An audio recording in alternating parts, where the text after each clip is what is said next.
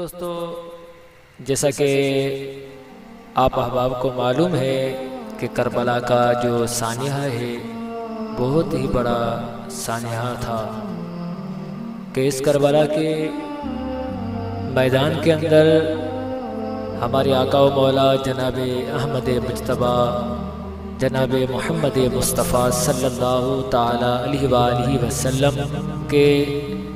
نواسے سیدنا امام حسین رضی اللہ تعالیٰ عنہ کو آپ کے بھانجوں بھتیجوں آپ کے بیٹوں سمیت شہید کر دیا گیا۔ تو حضرات گرامی، آج ہم بات کریں گے ابن زیاد کے متعلق کہ ابن زیاد کون ہے اور اس نے کیا کارستانیاں کی۔ چند باتیں آپ کے سامنے رکھتا ہوں۔ اللہ کریم ہمیں امام حسین رضی اللہ تعالیٰ عنہ کی محبت نصیب فرمائے، ہمارے بچوں کے سینوں کے اندر امام پاک رضی اللہ تعالیٰ عنہ کا عشق نصیب فرمائے۔ تو یزید پلید کی وہ چنڈال جھوکڑی، یوں کہہ لیجئے کہ فسادی گروپ، جس نے میدان کربلا میں گلشن رسالت صلی اللہ علیہ وسلم کے پھولوں کو خاک و خون میں تڑپایا تھا، ان کا بھی عبرتناک انجام ہوا۔ یزید پلید کے بعد سب سے بڑا مجرم کوفے کا گورنر عبید اللہ ابن زیاد تھا۔ یہ اس کا نام عبید اللہ تھا، اور اسی بدنہاد بدخو بری فطرت والے شخص کے حکم پر امام عالی مقام شہید کربلا رضی اللہ تعالیٰ عنہ اور آپ کے اہل بیت کرام علیہم رضوان کو ظلم و ستم کا نشانہ بنایا گیا تھا، اسی ابن زیاد کے حکم پر۔ نیرنگی دنیا یعنی دنیا کے دھوکے کا تماشا دیکھیے کہ مختار ثقفی کی ترکیب سے ابراہیم بن مالک اشتر کی فوج کے ہاتھوں دریائے فرات کے کنارے صرف 6 برس کے بعد 10 محرم الحرام 67 سنہ ہجری کو ابن زیاد بدنہاد انتہائی ذلت کے ساتھ مارا گیا۔ یہ جو کہتے تھے کہ نہر فرات پر ہمارا قبضہ ہے امام حسین رضی اللہ تعالیٰ عنہ کے سامنے، لیکن یہ نہر فرات کے کنارے پر انتہائی ذلت کے ساتھ جو ہے مارا گیا۔ اچھا، لشکریوں نے اس کا سر کاٹ کر ابراہیم کو پیش کر دیا، اور ابراہیم نے مختار کے پاس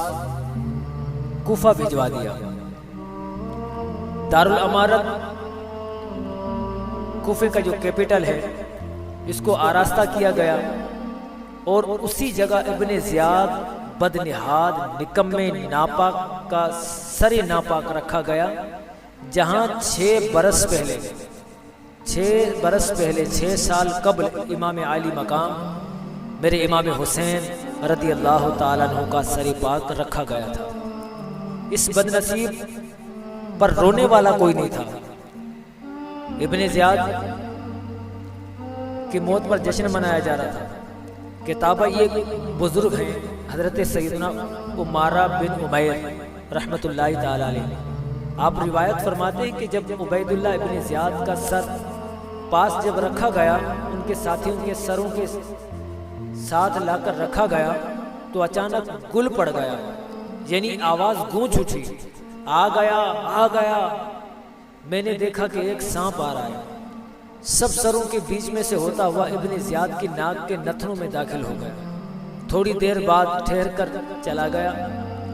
حتیٰ کہ وہ سانپ غائب ہو گیا۔ پھر گل پڑ گیا، آ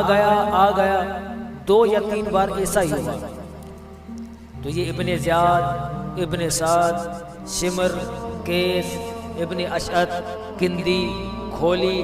ابن یزید، سنان، ابن انس اور نخعی، عبداللہ ابن قیس، یزید بن مالک اور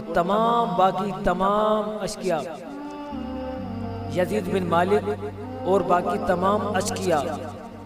جو حضرت امام عالی مقام رضی اللہ تعالیٰ عنہ کے قتل میں شریک تھے اور سعی یعنی کوشش کرنے والے تھے، طرح طرح کے عقوبتوں یعنی اذیتوں سے قتل کیے گئے اور ان کی لاشیں گھوڑوں کے ٹانپوں سے پامال کرائی گئی کہ کسی نے کیا خوب کہا تھا، کب تک تم حکومت پہ اتراؤ گے، کب تک آخر غریبوں کو تڑپاؤ گے، ظالموں بعد مرنے کو پچھتاؤ گے، تم جہنم کے حقدار ہو جاؤ گے، تم جہنم کے حقدار ہو جاؤ گے۔